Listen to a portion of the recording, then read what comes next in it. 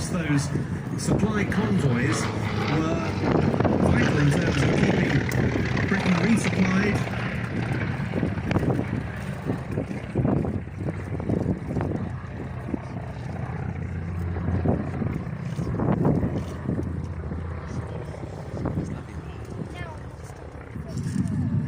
With food and other crucial supplies that needed to be delivered by ship across the North Atlantic. But of course it was an area where existing land-based aircraft didn't have the range to get to see off the U-boats and the Condors. Absolutely.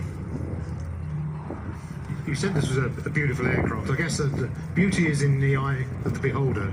It's an ungainly aeroplane, but there is something almost swan-like about it. Of course, that big wing, very iconic, distinctive shape.